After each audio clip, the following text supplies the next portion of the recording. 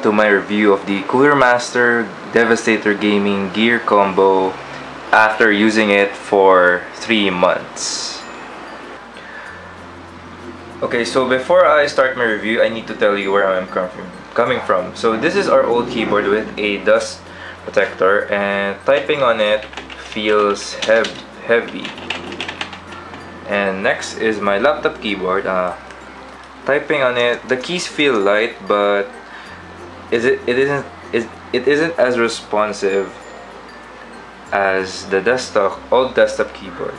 Now moving on to the new keyboard experience, the caps have this rubberized matte feel which makes it really comfortable to hold.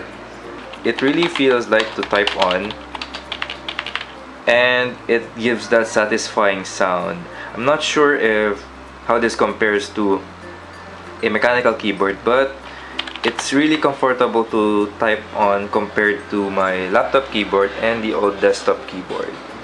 Okay, so moving on to the mice. These were the mice that I used before. So this one is a desktop version, and these 3 are for laptop use. So I've been using these 2 for like the past 4 years, and since they're bigger than my hand, I tend to use a claw grip to move them quickly.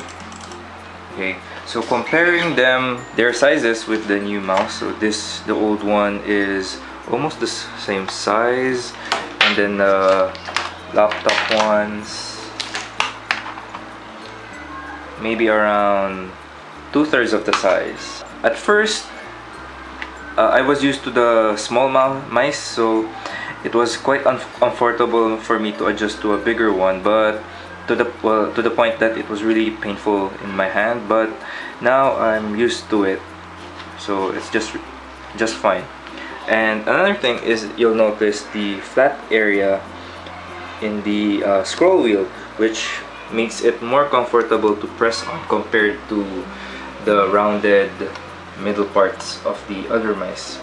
Well, this one was the most comfortable because it was really wide. So another thing is the additional button switch, which functions as forward and back for buttons for web browsing. I don't really use them, but I wish they were programmable or something, but last time I checked, there's no way to configure them.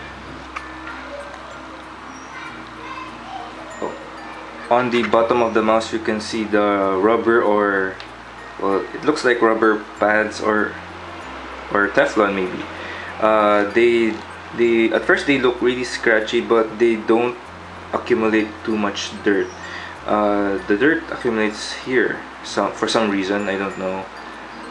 And if we look at how they scratch up the mouse pad, yeah, the white parts, they scratched off. It's the right side of the mouse that scratches the pad most, and the underside apparently.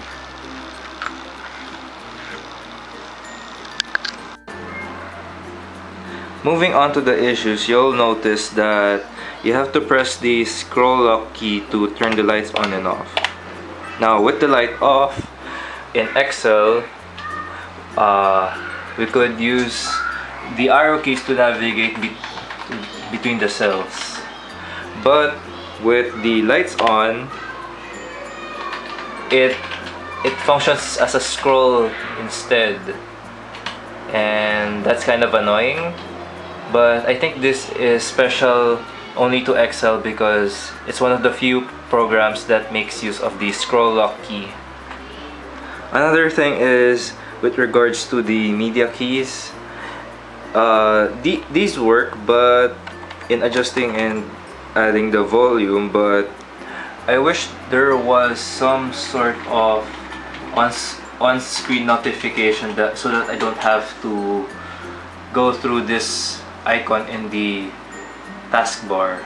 You know, something like a pop-up here, just like in your laptops. But yeah, they don't provide software for that. If you have sticky hands, then you'll find smudges on the keycaps like this and like this.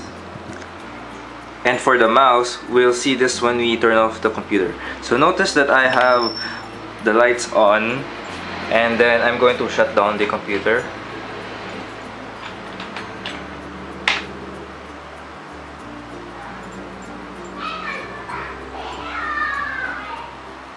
So the lights turn off for the keyboard, but the mouse doesn't.